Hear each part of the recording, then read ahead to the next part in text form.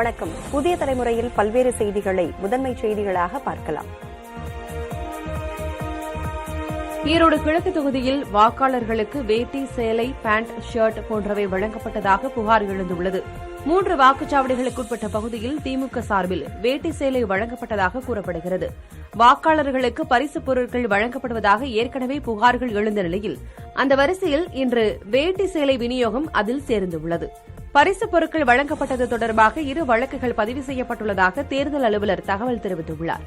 பரிசுப் பொருட்கள் வழங்கப்படுவதாக புகார்கள் வந்தால் உடனடி நடவடிக்கை எடுக்கப்படும் என்றும் தேர்தல் அலுவலர் தெரிவித்துள்ளார். ஈரோடு கிழக்கு இடைத்தேர்தலுக்கு தடை விதிக்க கோரிய மனுவை சென்னை உயர்நீதிமன்றம் தள்ளுபடி செய்துள்ளது.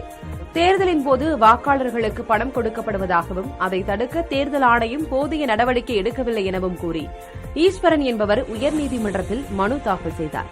ஒவ்வொரு தேர்தலின் போதும் வாக்குகள் விலைக்கு வாங்கப்படுவதாக கூறியுள்ள அவர் தவறு இழைப்பவர்கள் தண்டிக்கப்படுவதில்லை என்றும் மனுவில் தெரிவித்துள்ளார். இது தொடர்பாக தமிழ்நாடு தலைமை தேர்தல் அதிகாரிக்கு அனுப்பப்பட்ட மனுவுக்கு பதில் தரவில்லை என்பதால் தேர்தல் முறைகேடுகள் தொடர்பான வழக்குகளை விசாரிக்க ஓய்வு பெற்ற உயர்நீதிமன்ற நீதிபதி தலைமையில் வெளிமாநில IAS அதிகாரிகள், அமலாக்கத்துறை மற்றும் CBI அதிகாரிகள் கொண்ட குழுவை அமைக்க வேண்டும் என கோரியுள்ளார். அதுவரை ஈரோடு கிழக்கு தொகுதி இடைத்தேர்தலுக்கு தடை விதிக்க வேண்டும் என்றும் அவர் வேண்டுகோள் விடுத்துள்ளார். அந்த மனு உயர்நீதிமன்ற பொறுப்பு தலைமை நீதிபதி T. ராஜா தலைமையிலான அமர்வில் விசாரணைக்கு வந்தது. அப்போது இது தொடர்பாக மற்றொரு வழக்கில் நிவாரணங்கள் வழங்கப்பட்டுள்ளதாக கூறிய நீதிபதிகள் மனுவை தள்ளுபடி செய்தனர். ஈரோடு கிழக்கு தொகுதி இடைத்தேர்தலில் பாதுகாப்பு பணியில் ஈடுபடும் காவல்துறையினர் தபால் வாக்கினை பதிவு செய்தனர். ஈரோடு கிழக்கு தொகுதியில் வரும் 27ஆம் தேதி வாக்குப்பதிவு நடைபெறவுள்ளது. அன்றைய தினம் பாதுகாப்பு பணியில் ஈடுபடவுள்ள 58 காவலர்கள் தங்களது தபால் வாக்கினை பதிவு செய்தனர். ஈரோடு மாநகராட்சி அலுவலகத்தில் காலை 10 மணிக்கு தபால் வாக்குப்பதிவு தொடங்கியது. காவலர் அடையாள அட்டை, வாக்காளர் அடையாள அட்டை ஆகியவற்றை சரிபார்த்த பின்பு காவலர்கள் வாக்களிக்க அனுமதிக்கப்பட்டனர்.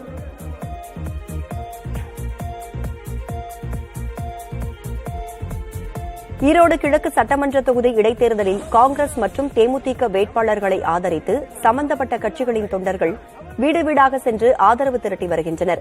தேர்தலுக்கு இன்னும் 6 நாட்கள் உள்ள நிலையில் ஈரோடு கிழக்கு தொகுதியில் பிரதான கட்சிகள் தீவிர வாக்கு சேகரிப்பில் ஈடுபட்டு வருகின்றன.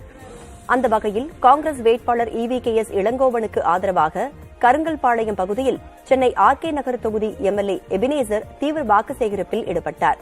அதேபோல தேமுதிக வேட்பாளர் ஆனந்தனுக்கு ஆதரவாக முரசு சின்னத்திற்கு வாக்குகள் கேட்டு அக்கட்சியின் தொண்டர்கள் வீடு வீடாக சென்று தீவிர வாக்கு சேகரிப்பில் ஈடுபட்டனர்.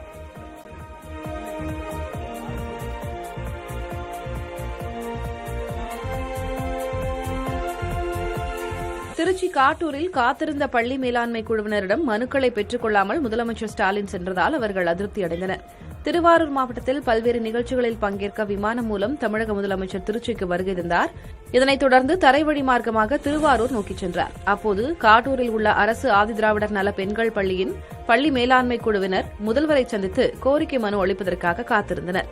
ஆனால் அவ்வழியாக வந்த முதலமைச்சரின் வாகனம் நிற்காமல் சென்றதையொட்டி அவரது உதவியாளர்களின் வாகனம் நிறுத்தப்பட்டு அதிகாரிகள் மனுக்களை பெற்றுச் சென்றனர். இந்நிகழ்வால் பள்ளி மேலாண்மை குழுவினர் அதிருப்தியடைந்தனர். வேலூர், சேலம் மண்டலங்களை தொடர்ந்து முதலமைச்சர் MK ஸ்டாலின் மதுரை மண்டலத்தில் ஆய்வு மேற்கொள்ளவுள்ளார். மார்ச் 5ஆம் தேதி முதலமைச்சர் ஸ்டாலின் திண்டுக்கல், மதுரை, ராமநாதபுரம், சிவகங்கை மற்றும் தேனி மாவட்ட ஆட்சியர்கள், காவல்துறை உயர் அதிகாரிகளுடன் மதுரை மாவட்ட ஆட்சியர் அலுவலகத்தில் கள ஆய்வு திட்டத்தின் கீழ் ஆய்வுக் கூட்டம் நடத்துகிறார். இதைத் தொடர்ந்து முதலமைச்சர் துறை சார்ந்த அதிகாரிகளுடன் வளர்ச்சித் திட்டப் பணிகள் தொடர்பாக ஆலோசனை நடத்தவுள்ளார். மேலும் முதலமைச்சர் ஸ்டாலினின் கள ஆய்வுக்கான ஏற்பாடுகளை துரிதமாக மேற்கொள்ளும்படி அதிகாரிகளுக்கு தலைமைச் செயலாளர் இறையன்பு அறிவுறுத்தியுள்ளார்.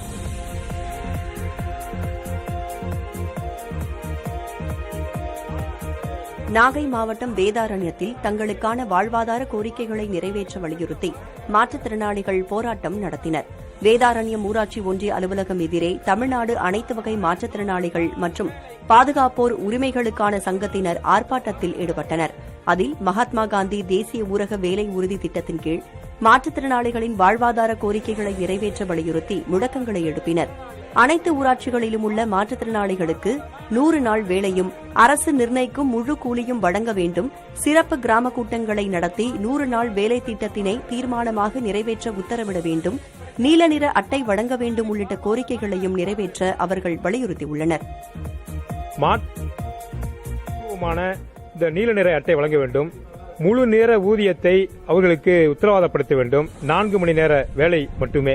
இதை எல்லா பஞ்சாயத்துகளிலும் வலியுறுத்த வேண்டும் என்பதை முதன்மையாக நோக்கமாக கொண்டுதான் இந்த போராட்டத்தை நாங்கள் நடத்தி கொண்டிருக்கிறோம். உலக தாய்மொழி தினத்தையொட்டி பள்ளி கல்லூரிகளில் விழிப்புணர்வு பேரணி நடைபெற்றது. தமிழ் ஆட்சி மொழி சட்ட வார விழிப்புணர்வு பேரணி கரூரில் நடைபெற்றது.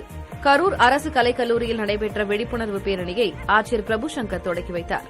தூத்துக்குடியில் உலக தாய்மொழி தினத்தை முன்னிட்டு பள்ளி கல்லூரி மாணவ மாணவிகள் விழிப்புணர்வு பேரணியில் ஈடுபட்டனர்.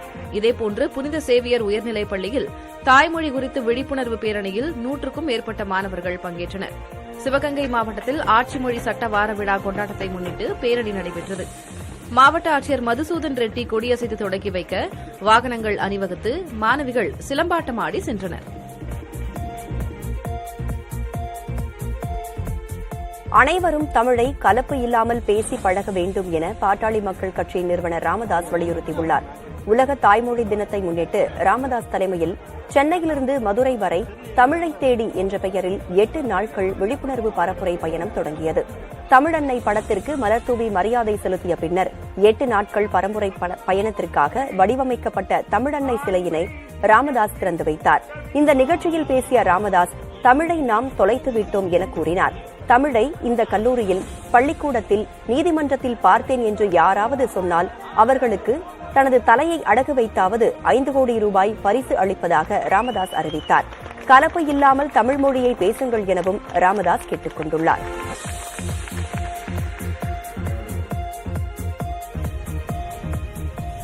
மயிலாடுதுறை அரசு மருத்துவமனையில் சிகிச்சை பெற லஞ்சம் கொடுக்க வேண்டியுள்ளதாக மாவட்ட கண்காணிப்பாளர் மற்றும் ஆட்சியரிடம் பொதுமக்கள் கையெழுத்து கும்பிட்டு புகார் தெரிவித்தனர். மயிலாடுதுறை அரசு தலைமை மருத்துவமனையில் மாவட்ட கண்காணிப்பு அதிகாரி அமுதவல்லி மற்றும் மாவட்ட ஆட்சியர் மகாபாரதி ஆகியோர் ஆய்வு மேற்கொண்டனர். அவசர சிகிச்சை பிரிவு, மகப்பேறு வார்டு உள்ளிட்ட பகுதிகளில் கட்டமைப்பு வசதிகள் மற்றும் மருந்து இருப்புகள் குறித்து மருத்துவத்துறை அதிகாரிகளிடம் கேட்டறிந்தனர். அப்போது அங்கு வந்த பொதுமக்கள் மருத்துவமனையில் சிகிச்சை பெற தூய்மை பணியாளர்கள் உட்பட ஒவ்வொரு துறைக்கும் லஞ்சம் கொடுக்க வேண்டியுள்ளதாகவும், பதிவு செய்யும் இடத்திலும் ஒருவருக்கு 20 ரூபாய் கொடுத்தால் மட்டுமே பெயரை பதிவு செய்வதாகவும் புகார் தெரிவித்தனர். இதனையடுத்து புகார் மீது ஆய்வு செய்து உரிய விசாரணை நடத்துமாறு கோட்டாட்சியர் யூரேகாவிற்கு ஆட்சியர் உத்தரவிட்டார்.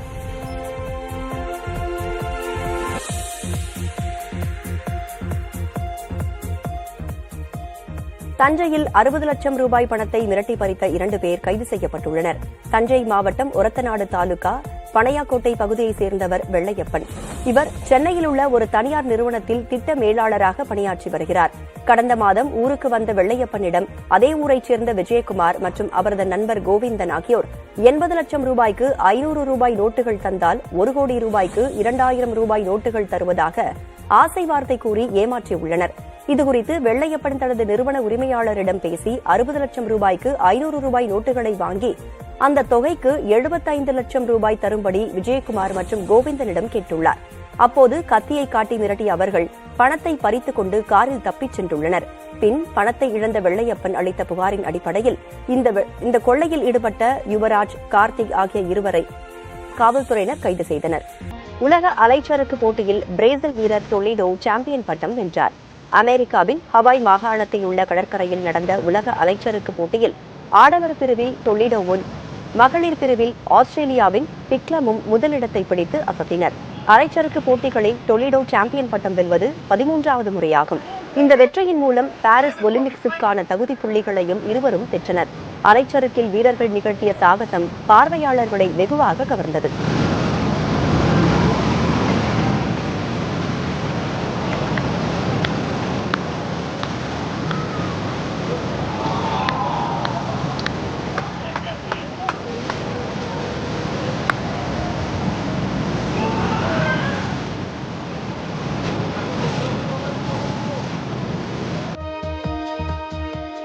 கிருஷ்ணகிரியில் ராணுவ வீரர் பிரபு கொலை செய்யப்பட்டதை கண்டித்து சென்னையில் பாரதிய ஜனதா கட்சியினர் உண்ணாவிரத போராட்டத்தில் ஈடுபட்டனர். இதில் அக்கட்சியின் மாநில தலைவர் அண்ணாமலை உள்ளிட்ட நிர்வாகிகளும் முன்னாள் ராணுவ வீரர்களும் பங்கேற்றனர். அப்போது மெழுகுவர்த்தி ஏந்தி பேரணி நடைபெற்றது. பாரதிய ஜனதா பட்டியலின மாநில தலைவர் தடா பெரியசாமி வீடு மற்றும் கார் மீது தாக்குதல் நடத்தப்பட்டதற்கும் போராட்டத்தில் கண்டனம் தெரிவிக்கப்பட்டது.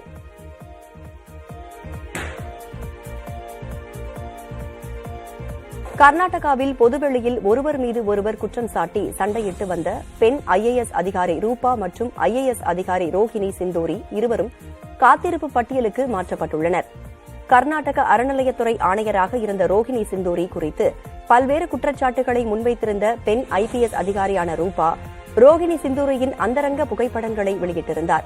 ரோஹிணி சிந்தூரி மைசூரு மாவட்ட ஆட்சியராக பணியாற்றியபோது மதச்சார்பற்ற ஜனதா தள MLA-வான சாரா மகேஷுடன் மோதல் போக்கை கடைபிடித்ததாகவும் தற்போது மூத்த IAS அதிகாரி மணிவண்ணனின் துணையுடன் மகேஷுடன் சமாதானம் பேசி வருவதாகவும் ரூபா தனது பேஸ்புக் பக்கத்தில் பதிவிட்டிருந்தார்.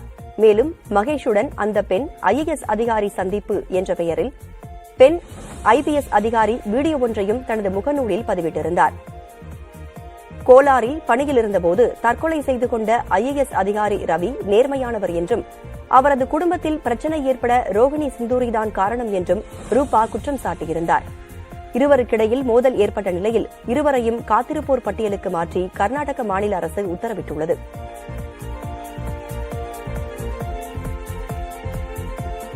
ஈரோடு கிழக்கு தொகுதியில் காங்கிரஸ் வேட்பாளருக்காக காந்தி வேடத்தில் வந்திருந்து முதியவர் ஒருவர் பரப்புரையில் ஈடுபட்டார். ஈரோடு கிழக்கு தொகுதி இடைத்தேர்தலில் திமுக கூட்டணி சார்பில் போட்டியிடும் காங்கிரஸ் வேட்பாளர் இளங்கோவனை ஆதரித்து அமைச்சர் உதயநிதி தேர்தல் பரப்புரை மேற்கொண்டார். அப்போது காந்தி வேடத்தில் வந்திருந்த ஒரு முதியவர் தேர்தல் பரப்புரை வாகனத்தில் நின்றவாறு வாக்கு சேகரிப்பில் ஈடுபட்டார்.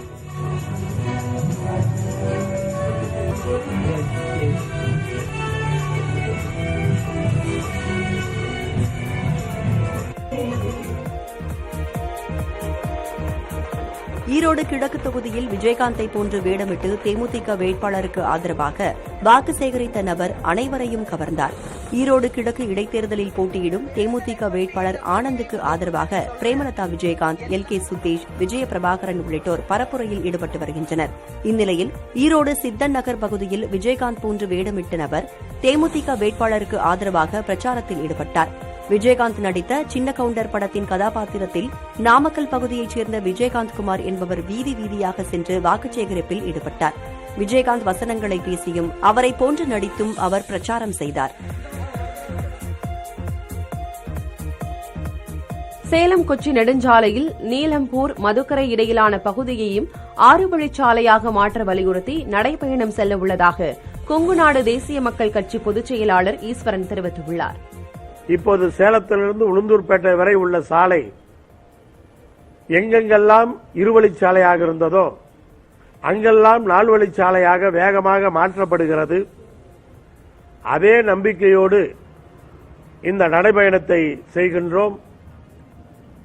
நீலம்பூரிலிருந்து மதுக்கரை வரை உள்ள சாலை 6 வழிச்சாலையாக மாற்றப்பட்டுவிடும் என்ற அந்த முழுமையான நம்பிக்கையோடு வருகிற 26ஆம் தேதி நடைபயணத்தை மேற்கொள்ளுகிறோம். தென்காசி மாவட்டம் ஊர் மேலழகியான் கிராமத்தில் RVS வேளாண் அறிவியல் மையத்தில் பாரம்பரிய உயர்தர உள்ளூர் ரகங்களின் உற்பத்தி பொருள் கண்காட்சி தொடங்கப்பட்டுள்ளது. இதனை மாவட்ட ஆட்சியர் துரை ரவிச்சந்திரன் துவக்கி வைத்தார். கண்காட்சியில் பாரம்பரிய நெல் வகைகளான கருங்குருவை, தூயமல்லி, மாப்பிள்ளை சம்பா, சிவப்பு கவுனி, கருப்பு கவுனி, காய்கறி மற்றும் பழங்கள் உள்ளிட்ட பல்வேறு பாரம்பரிய சாகுபடி பொருட்கள் காட்சிக்காகவும் விற்பனைக்காகவும் வைக்கப்பட்டிருந்தன. தொடர்ந்து விவசாயிகள் மற்றும் விஞ்ஞானிகள் கருத்தரங்கு நடைபெற்றது. இதில் பாரம்பரிய நெல் சாகுபடி மற்றும் விளைபொருட்களை சந்தைப்படுத்துதல் தொடர்பான விளக்கங்கள் அளிக்கப்பட்டன. தென்காசி மாவட்டம் பாவூர்சத்திரம் ரயில்வே கேட்டில் பெண் ஊழியர் மீது பாலியல் தாக்குதல் நடத்தியவர் கேரளாவில் கைது செய்யப்பட்டுள்ளார். பாவூர்சத்திரம் ரயில்வே கேட்டில் கடந்த 16ஆம் தேதி பணியில் இருந்த பெண் ஊழியரை தாக்கி பாலியல் அத்துமீறலில் ஈடுபட்டு தலைமறைவான குற்றவாளியை பிடிக்க 30 காவலர்கள் அடங்கிய 5 தனிப்படை அமைக்கப்பட்டது. இதில் தொடர் விசாரணை செய்யப்பட்டு கேரள மாநிலம் புனலூரைச் சேர்ந்த அனீஷ் என்பவர் கைது செய்யப்பட்டுள்ளார். அனீஷ் மீது பாலியல் உள்ளிட்ட பல்வேறு குற்ற வழக்குகள் இருப்பதாகவும் குற்றவாளியை குண்டர் சட்டத்தில் அடைக்க நடவடிக்கை எடுக்கப்பட்டுள்ளதாகவும் ரயில்வே காவல் கண்காணிப்பாளர் செந்தில்குமரன் தெரிவித்தார்.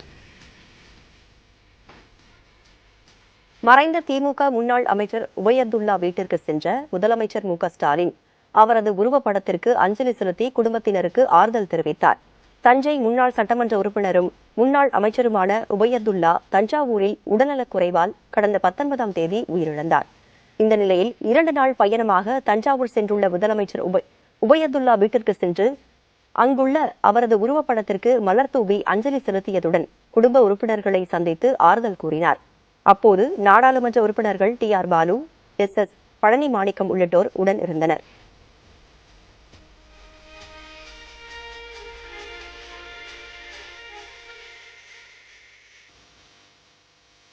திண்டுக்கல் மாவட்டம் பழனி தண்டாயுதபாணி கோவிலில் கேரள பக்தர்கள் அலகு குத்தியும் பறவை காவடி எடுத்தும் நேர்த்திக்கடன் செலுத்தினர். கேரள மாநிலம் மறையூர் பகுதியைச் சேர்ந்த 500க்கும் மேற்பட்ட பக்தர்கள் பாத யாத்திரையாக பழனிக்கு வந்தனர். பின்னர் கிரிவல பாதையில் பறவை காவடி எடுத்தும் அலகு குத்தியும் நடனமாடியபடியே மலைமீதேறி முருகனை தரிசித்து வருகின்றனர்.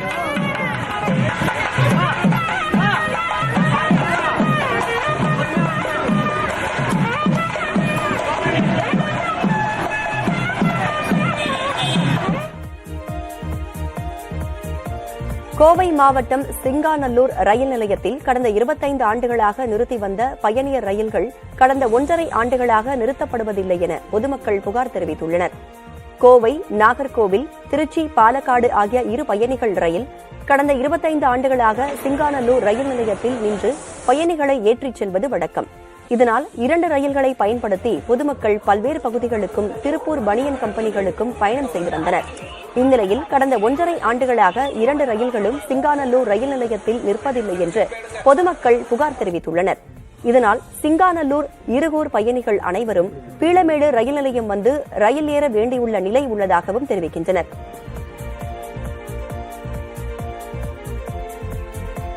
நாங்கள் திருப்பூர் வேலைக்கு போகிறோங்க. சிங்கநல்லூர்ந்து வேலைக்கு போயிட்டுருக்கோம். வண்டி இப்போது சிங்கநல்லூர் வராதனால எங்களுக்கு இங்கே வந்து ஏறி டெய்லி சிரமமாக இருக்குது. பீளமேடு வந்து ஏறிட்டு இருக்கோம். அது 1 மணி நேரத்துக்கு முன்னாடி கிளம்பணும். இன்னும் 3 பஸ் மாறி வரணும். அதனால் கொஞ்சம் ரொம்பவே சிரமமாக இருக்குது. அப்புறம் சாயந்தரம் டைமிங்குமே ரொம்ப சிரமமாக இருக்குது. டெய்லியுமே 4:30 மணிக்கு வர முடியாது இல்லையா? 6 மணி வரைக்கும் ஒர்க் பண்ணணும், இல்லைன்னா 6:30 வரைக்கும். ரொம்ப லேட் ஆகுது டைமிங். நிறுத்தினாங்கன்னா எல்லாத்துக்குமே கொஞ்சம் சௌகரியமாக இருக்கும். நிறைய பேர் வேலைக்கு வர்றதில்லை. இருகூர், சிங்கநல்லூர் இருக்கிறவங்களும் நிறைய பேர் வீட்டிலேயே இருக்காங்க, இல்லை வெளியில் எங்கேயாவது பக்கத்தில் போயிட்டு இருக்காங்க. ரொம்ப சிரமமாக இருக்குது. எந்த ட்ரெயினும் அங்கே நிற்கிறதில்ல. இது சம்மந்தமாக பல முறை எல்லா பக்கம் கோரிக்கை வச்சுருக்கிறோம், எல்லாத்துக்கிட்டையும் மனு கொடுத்துருக்குறோம். ஆனால் இது வரைக்கும் எங்களுக்கு எந்த விதமான ஃபீட்பேக்கும் கிடையாது. கரெக்டாக பண்ணிடுவாங்க, செஞ்சுருவாங்க, இப்படி தான் சொல்கிறாங்க. பட் இது வரைக்கும் எங்களுக்கு எந்த ஃபெசிலிட்டியும் பண்ணி தரல. ஆனால் எவ்ரி டைம் நாங்கள்லாம் அங்கேருந்து இங்கே பீளமேடு வந்து போகிறது வந்து ரொம்ப சிரமம். சிங்காநல்லூரில் சீசன் டிக்கெட் ஹோல்டர் மட்டும் 650 சீசன் டிக்கெட் ஹோல்டர் இருக்கிறாங்க. இருகூரில் மட்டும் 100-125 பேர் இருக்கிறாங்க. அவங்க எல்லாருமே பாதிக்கப்பட்டுட்டாங்க. அவங்க எல்லாம் பேருந்தில் ஏறி வந்து சேர்றதுக்கு 2 மணி நேரம் ஆகுது. 35 நிமிஷத்தில் வந்துட்டு இருந்தது 2 மணி நேரம் பண்ணி மிகவும் இழப்பு ஏற்பட்டிருக்குது. அவங்களாம் ரொம்ப கஷ்டப்படுறாங்க. பீளமேட்லேருந்து இப்போ நார்வேல் வண்டியும் கேன்சல் பண்ணிட்டாங்க, சேலம் வண்டியும் கேன்சல் பண்ணிட்டாங்க. இந்த 2 வண்டிகளையும் உடனே இயக்கத்திற்கு உண்டான முயற்சி எடுத்து எங்களுக்கு ஆவணம் செய்யும்படி தாழ்மையுடன் கேட்டுக்கொள்கிறேன்.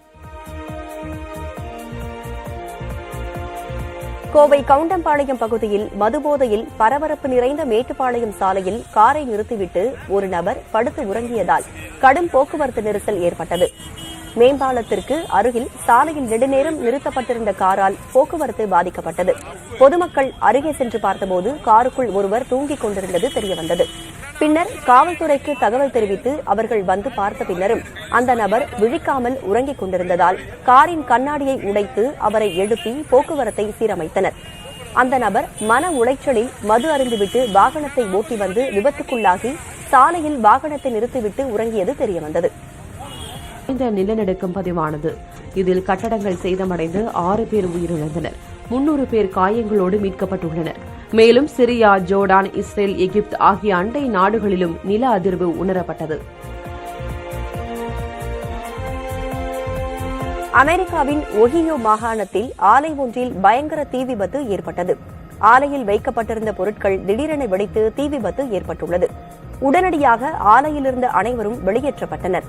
தீ வேகமாக ஆலை முழுவதும் பரவி அப்பகுதியில் கரும்புகை சூழ்ந்தது. ஆலையில் இருந்த கண்ணாடி உள்ளிட்ட பொருட்கள் வெடித்து சிதறின. நல்வாய்ப்பாக இதில் உயிர் சேதம் எதுவும் நிகழவில்லை. பல மணி நேர போராட்டத்திற்கு பிறகு தீ அணைக்கப்பட்டது.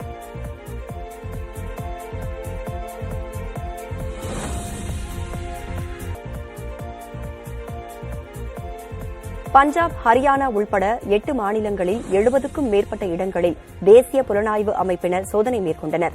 வட மாநிலங்களில் ரவுடிகளின் அட்டகாசம் அதிகரித்து வரும் நிலையில் சிலருக்கு பாகிஸ்தானின் ISI அமைப்புடன் தொடர்பு இருப்பதாக கிடைத்த தகவலின் அடிப்படையில் தேசிய புலனாய்வு அமைப்பு நடவடிக்கை மேற்கொண்டுள்ளது. அந்த வகையில் டெல்லி, பஞ்சாப், ஹரியானா, ராஜஸ்தான், குஜராத், சண்டிகர், உத்தரப்பிரதேசம், மத்திய பிரதேசம் ஆகிய 8 மாநிலங்களில் NIA அதிகாரிகள் சோதனை மேற்கொண்டனர். குறிப்பாக பஞ்சாபில் பிரபல ரவுடியான லாரன்ஸ் பிஜோய், நீரஜ் பவனா உள்ளிட்ட கும்பலுக்கு சொந்தமான 30 இடங்களில் சோதனை நடத்தப்பட்டது. உத்தரப்பிரதேச மாநிலத்தில் ஆயுத வியாபாரியான பிலிபிட் என்பவருக்கு சொந்தமான இடங்களில் நடத்தப்பட்ட சோதனையில் பாகிஸ்தானிலிருந்து சட்டவிரோதமாக ஆயுதங்கள் வாங்கப்பட்டது தெரியவந்தது. 8 மாநிலங்களில் 70க்கும் மேற்பட்ட இடங்களில் NIA அதிகாரிகள் மேற்கொண்ட சோதனையில் ஏராளமான ஆயுதங்கள், முக்கிய ஆவணங்கள் கைப்பற்றப்பட்டன. மேலும் சில ரவுடிகள் சட்டவிரோதமாக நடவடிக்கைகள் தடுப்புச் சட்டத்தின் கீழ் கைது செய்யப்பட்டுள்ளனர்.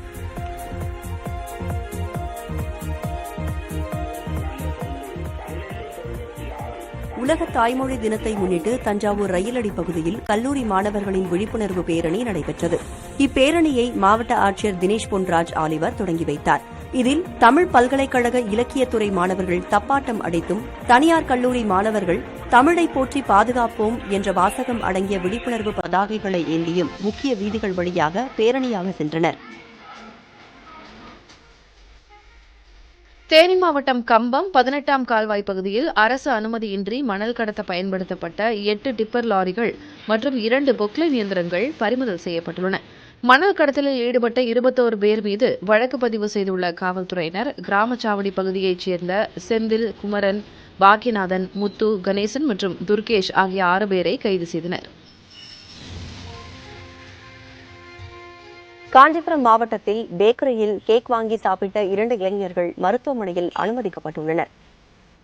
ஏகனாம்பேட்டை பகுதியைச் சேர்ந்த ராஜேஷ் மற்றும் சக்திவேல் ஆகிய இருவரும் தங்கள் குடும்ப நபரின் பிறந்த நாளுக்காக சுருக்கப்பேட்டை பேருந்து நிலையம் அருகே உள்ள பேக்கரியில் பெரிய அளவில் கேக் ஒன்றை வாங்கியுள்ளனர். பின் வீட்டிற்கு சென்று கேக்கை வெட்ட முயன்றபோது அது மிகவும் கடினமாக இருந்ததாக கூறப்படுகிறது. இதனையடுத்து அந்த கேக்கை பேக்கரிக்கு எடுத்துச் சென்று காண்பித்து இதனை எதிர்த்து RSS அமைப்பு சென்னை உயர்நீதிமன்றத்தை நாடியது. வழக்கை விசாரித்த 2 நீதிபதிகள் கொண்ட அமர்வு, பொது இடங்களில் அணிவகுப்பு நடத்துவது அரசியலமைப்பு சட்டம் வழங்கியுள்ள அடிப்படை உரிமை என கூறியது. ஒழுக்கத்தை கடைபிடித்து அணிவகுப்பு ஊர்வலத்தை நடத்த வேண்டும் என்றும், பிறரை தூண்டும் வகையில் பேரணி நடத்தக்கூடாது என்றும் RSS அமைப்பிற்கு உத்தரவிட்டது. இந்த உத்தரவிற்கு எதிராக தமிழக அரசு உச்சநீதிமன்றத்தில் மேல்முறையீட்டு மனு தாக்கல் செய்துள்ளது.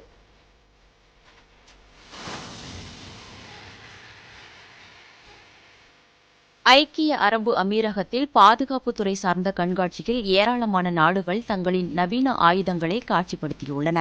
குறிப்பாக ரஷ்யாவைச் சேர்ந்த நிறுவனங்கள் ஏவுகணைகள், ட்ரோன்கள் மற்றும் நவீன துப்பாக்கிகளை பார்வைக்கு வைத்துள்ளன. இந்தியா, ரஷ்யா இணைந்து தயாரித்துள்ள பிரம்மோஸ் ஏவுகணைகளும் இதில் காட்சிப்படுத்தப்பட்டுள்ளன. 65 நாடுகளைச் சேர்ந்த நிறுவனங்கள் இந்த கண்காட்சியில் நவீன ஆயுதங்களையும் தொழில்நுட்பங்களையும் அறிமுகம் செய்துள்ளன.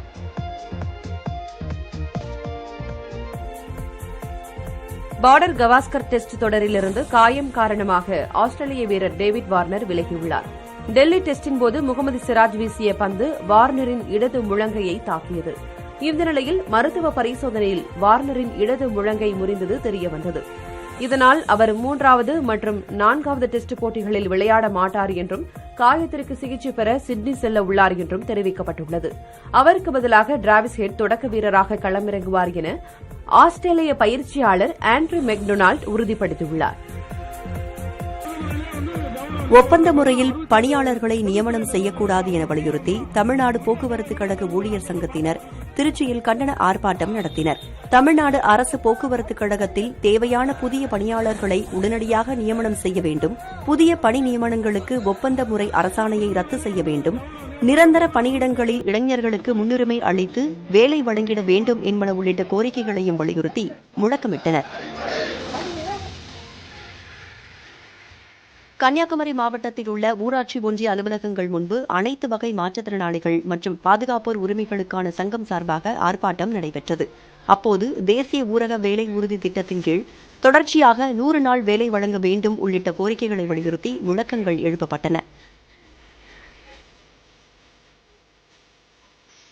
சென்னை தண்டையார்பேட்டையில் உள்ள அடுக்குமாடி குடியிருப்பில் எதிர்பாராத விதமாக தீ விபத்து ஏற்பட்டது.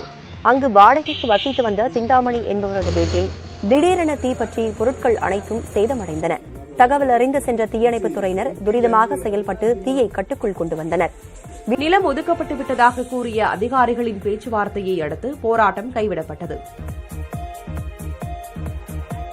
திண்டுக்கல் மாவட்டம் நத்த மாரியம்மன் கோயிலில் மாசி திருவிழாவையொட்டி பக்தர்கள் காப்பு கட்டி விரதத்தை தொடங்கினர்.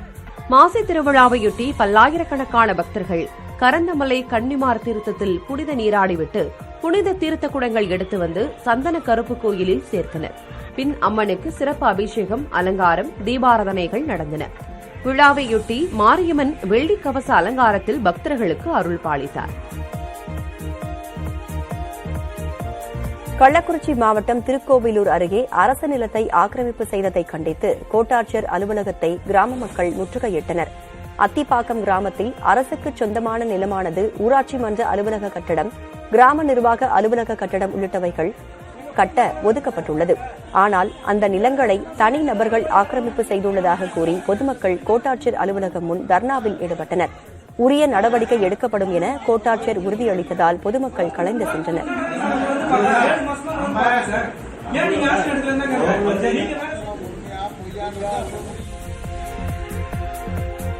சிவகங்கை மாவட்டம் திருப்பத்தூரில் சிவராத்திரி விழாவை முன்னிட்டு 3ஆம் நாளான இன்று பக்தர்கள் குலதெய்வ வழிபாட்டை மேற்கொண்டனர். புதுப்பட்டியில் சிவராத்திரியின் 3ஆம் நாளில் ஆண்டி முனீஸ்வரர் கோவிலில் அப்பகுதி மக்கள் தட்டைப்பயிறு, மொச்சை, சுண்டல், பச்சரிசி, தேங்காய், பழம், அவல், மாவிளக்கு உள்ளிட்டவைகளை வேக வைத்து சாமிக்கு படையலிட்டனர். முன்னதாக கோவில் மூலவர் மற்றும் பரிவார தெய்வங்களான அருள்மிகு சின்ன கருப்பர், வெள்ளாளங்கருப்பர், முனீஸ்வரர், சன்னாசி உள்ளிட்ட சாமியடிகளின் சாமியாட்டம் நிகழ்ச்சி நடைபெற்றது.